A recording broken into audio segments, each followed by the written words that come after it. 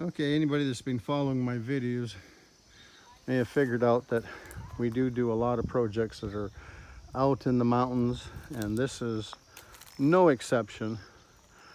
As we're on a big piece of property, it's like 12 hectares and continues way up. And we have a water line under a concession coming from the river up above in pure forest. And that's all, that river comes around all at the base of the property here. But anyway, so we have a water line here. So we put in a water fiberglass holding tank, which is exactly the same as our septic tanks, just that it's made with the potable water resins. Anyways, you can sort of see it in here. And so we got our water pump here. So this is gravity feed all the way into here, dumps into a tank, and we have our water pump and our three-stage filtering system here that then takes a 1-inch line and boosts that up because they don't have there's not, this gravity feed doesn't have a lot of pressure. I mean, not that you'd want to run a house on. Anyways, and we have 1-inch PEX line buried in here that goes all the way over to the house. So yeah, in these typical projects, it's not just building a house, it's the infrastructure that, if you're out in the, if you want to call it the country, you don't have all of those municipal services and things. You have to be a little more self-sufficient. Now here we also built this water control system because of course we cut into the mountain here to build this plantel. All that front is, much of that is fill that we pushed over, hence why we've got the terraces and the vetiver grass there and other plantings going in, and the geo, because without that it would all disappear. In fact, in August when we started this, I came here one day and part of it had dropped 2 feet. So we got real busy with the geotextile to sustain that, to keep it there while it settles in. And now, putting your drain line so that you're sending the water horizontally across and not down. This one here, really, this carries a lot. This is a canal cut up so that we get the water off the mountain before it ever gets to the house. I mean, the point is that water should never be there. So we diverted over here, and this just smokes down here. That's why we built that concrete and rock retaining there, because it just comes smoking down there. And then these cunetas, or half culverts, one culvert's cutting across there, and then another one here that sends it down here and ends up in the river there. So I'm filming this on our Saturday afternoon as we wrap up for the week. So the family is here sort of for cocktail hour, if you want to call it that. Anyways, our roofing has moved along a great deal this week. Now these are the terraces behind the house, again with set up so that everything drains horizontally away from the house. I've had too much experience with that at our place in Escazú when that all goes to hell. So this is just getting ready for waiting for some lights to get put in there, but next week we will be putting all of our roofing on while it's sitting here. This is the terracotta kind of colored UPVC roofing that we imported. I think we ordered that last March. It's been sitting here since June because we had a big container coming in, so that's the secret. And before all the rates went through the roof going to China. This is 3/4 inch cement board we did for the upper shower, and this is going on all the kitchen counters with a huge honking 2x4 foot tile going on top of that. Anyways, this is the one outside wall we haven't stuccoed yet, but we're working on it. You know, this side is pretty much done. Anyways, what else to? Now we got to keep, well, here, very important here to keep your roof cool.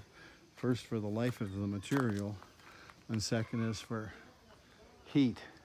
So that whole roof has, you can see on the top there, we put a vent in there so that the heat in the day is going to go up, suck through these vents here without all of our billions of friends getting in there too. And then it's going to come out on, it's going to vent out through the roof at the top under a cupola.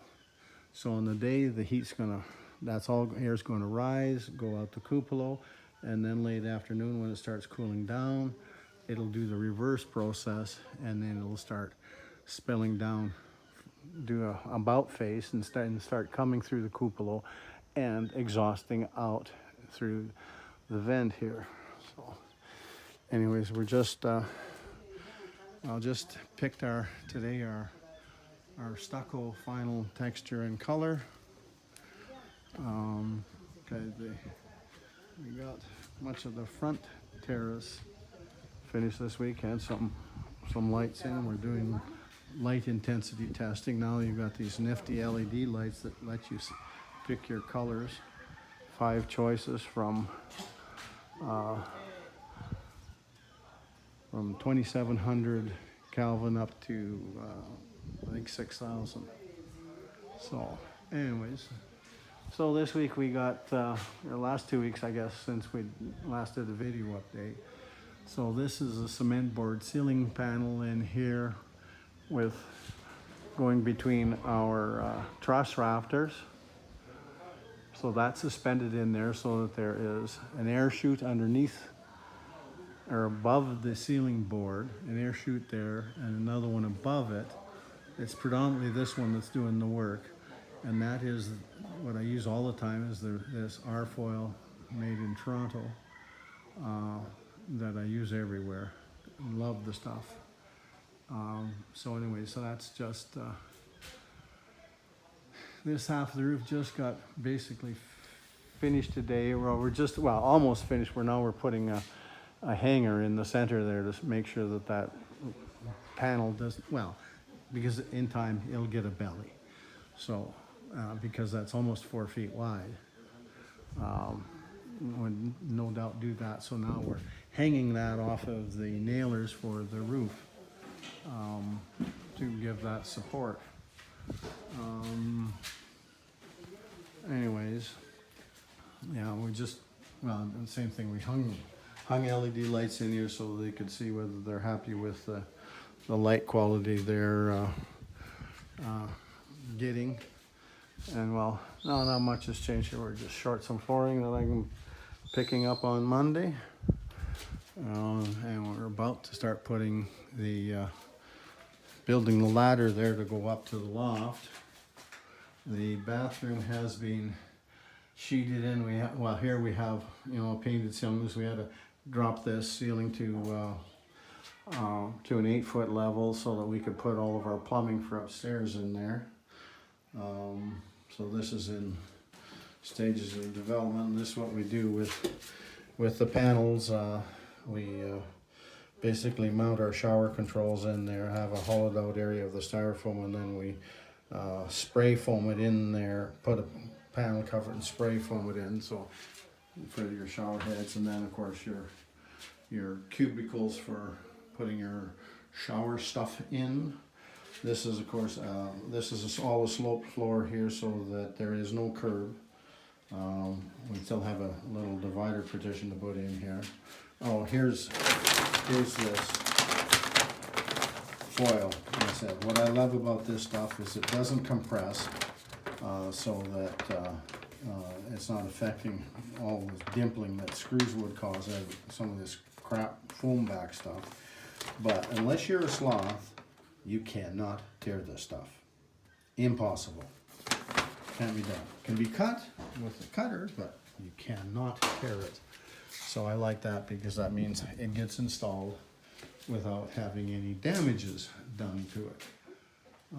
So, well, that's our, well, 1-inch PEX that we came into, because we're feeding a full 1-inch line from out at the water tank to here is on a, you know, so lots of water volume to provide the house. We're just trying to do some testing here before we close up these holes. Test this to make sure we don't have any leaks. You always wonder. We've never had a leak yet in this type of PEX. It just doesn't happen with the stainless steel cinch rings and whatnot. And we do all of these are all dedicated lines. So we got basically a 1-inch line coming in, and then dividing out on 3/4 inch manifolds. In this case, we build them all. So lots of water flow for everywhere. Big electrical panel there, GE panels. And this is all, well, this is going to be basically, this is a fridge side, and the rest is all cabinets, big pull-outs and whatnot. So this is a whole wall of cabinet. It's, you know, small house, need space to put stuff. And this is going to be a folding door on this pass-through here, as will be in here. We just did the measurements on that this week. So that kind of does a wrap up for this 2 weeks. So I shall sign off and report in again.